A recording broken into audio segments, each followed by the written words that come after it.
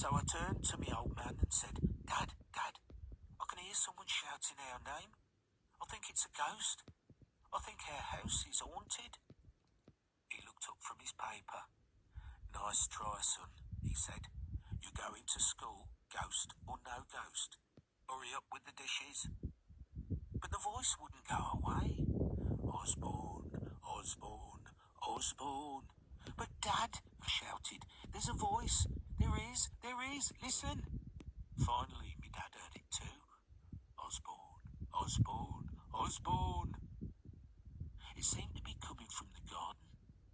So we both legged it outside, me without any shoes. But the garden was empty. Then we heard the voice again, louder this time. Osbourne, Osbourne, Osbourne. It was coming from the other side of the fence. So we peer over into the garden next door, and there's our neighbour, an old lady who lived alone, lying on the ground on a patch of ice. She must have slipped and fallen, and didn't have any way of getting help.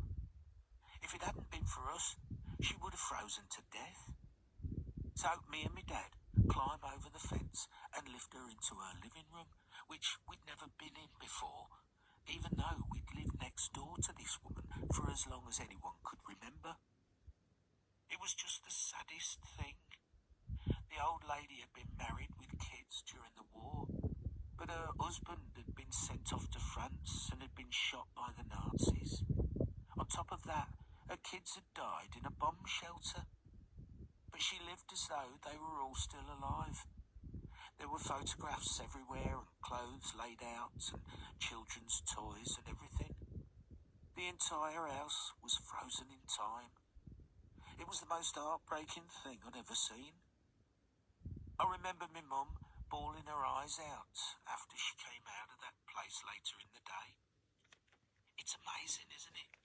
You can live a few inches away from your next door neighbour and never know a thing about them.